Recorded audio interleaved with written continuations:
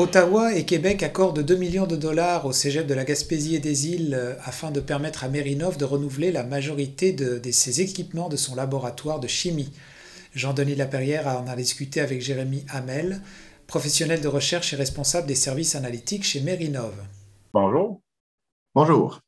Donc, le gouvernement du Québec et du Canada ont accordé un financement de 2 millions au Centre collégial de transfert de technologie des pêches. C'est quoi ce centre-là? En fait, un CCTT, c'est un petit peu entre l'université qui va faire de la recherche académique puis l'industrie. Donc, nous, on fait un petit peu le lien entre les deux. On fait de la recherche appliquée et notre but premier, c'est de travailler avec les industries afin d'améliorer leurs procédés de transformation, leurs produits. Donc, on fait de la recherche directement dans le but d'aider ces industriels-là. Donc, ce 2 millions-là, à quoi il va vous servir? Ce 2 millions-là, on va s'en servir pour renouveler presque complètement notre parc d'équipements au laboratoire de chimie. La grande majorité de nos équipements étaient en fin de vie utile depuis plusieurs années. Certains avaient 20 ans d'âge et même plus. Donc, c'est un vent de fraîcheur qu'on accueille très favorablement. Dans le fond, c'est que les équipements étaient tellement vieux que vous ne pouviez pas faire de nouvelles analyses, on pourrait dire des nouvelles analyses, des nouveaux travaux. On se débrouillait quand même bien, mais les appareils qu'on va chercher sont à la fine pointe de la technologie avec les techniques les plus modernes. Donc, on va pouvoir aller chercher plus de précision, plus d'efficacité dans nos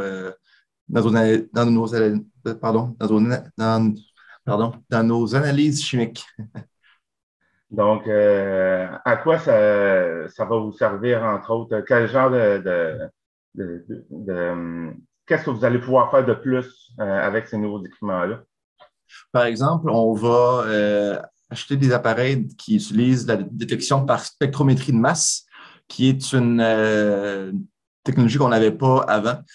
C'est une technologie qui est très précise, qui va nous permettre de différencier des molécules qui sont très proches au niveau de leur structure, mais donc qui sont très dures à différencier par les techniques plus classiques. Donc, ainsi, on va chercher plus de précision et plus de rapidité, plus d'efficacité. Comme le nom dit, ben, le CCTT, c'est pour les pêches. Dans le fond, vous touchez à quel secteur? Est-ce que c'est tant côté de la pêche elle-même, les pêcheurs ou puis les produits transformés? Oui, on touche à peu près tout ce qui sort de la mer ou presque, que ce soit le poisson, mollusque, les poissons qui sortent de l'eau ou un produit transformé, les coproduits de valorisation des déchets d'usine, c'est un autre sujet très important chez Mérinov. On fait également des fois on travaille sur des fertilisants à base d'algues. Donc, on touche à tout. La seule limite, c'est l'imagination de nos chercheurs et de nos partenaires industriels. À qui ça va profiter, ces nouveaux équipements-là? Ça va profiter à l'équipe de recherche de Mérinov directement, mais indirectement, c'est toute l'industrie locale qui va en profiter puisqu'on va pouvoir aller chercher plus de projets plus imaginatifs. Et ainsi, également, puisqu'on va être plus efficace dans nos analyses, le coût par analyse va être diminué. Donc, le coût de la facture de la recherche va être moins grande. Est-ce que avec toute cette technologie-là, vous allez chercher quand même une reconnaissance dans ce milieu-là? Je ne sais pas à quel point nos partenaires vont être lisent des articles scientifiques et sont au courant de notre parc d'équipement, mais c'est certain que la précision de nos résultats devrait parler d'elle-même, je l'espère. Est-ce que ce bord Mérinov, vous êtes rattaché avec l'EPAC, l'École des pêches? Est-ce que les étudiants vont pouvoir profiter des installations aussi? Donc, ça, on est relié avec le Cégep de la Gaspésie-des-Îles qui englobe l'EPAC également.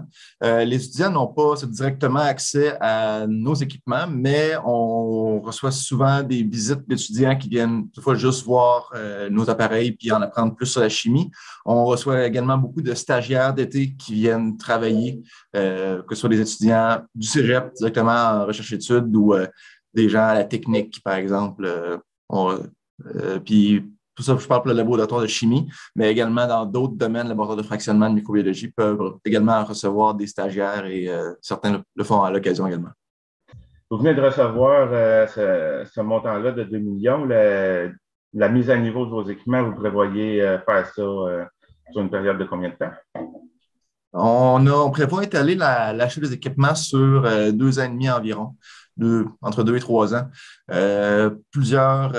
Pour plusieurs raisons. D'abord, les versements de la subvention sont graduels. Et deuxièmement, on veut pouvoir apprivoiser nos nouveaux jouets avant d'en recevoir un autre. Si on recevait tout en même temps, ben on n'aurait pas le temps de bien approfondir tous les équipements, puis les garanties finiraient par expirer avant qu'on ait eu le temps de trouver des problèmes ou d'identifier ces choses qui manquent. Donc, bon, vous travaillez beaucoup du côté de la pêche, mais est-ce que votre laboratoire peut servir pour analyser autre chose, des demandes qui pourraient être faites dans la région par rapport à la qualité de l'eau ou d'autres choses? Oui, on peut faire des analyses qui sont en dehors de nos projets de recherche, sans problème. C'est quand même du cas par cas sur demande. C'est pas ce qu'on fait le plus, mais on est toujours à disposition pour aider les gens. Quelque chose qu'on pourrait rajouter à propos de tout ça? Non, ça fait un petit peu le tour. Ben, ce que je pourrais dire pour finir, c'est qu'on est un laboratoire qui est très polyvalent. On travaille sur un paquet de domaines, un paquet de matrices, des algues, des poissons.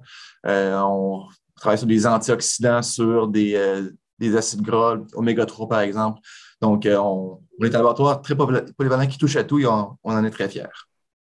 Eh bien, Jérémy Hamel, professionnel et non professeur, comme j'ai dit au début, de recherche et responsable des services analytiques chez Mérinov. Merci de m'avoir accordé votre temps.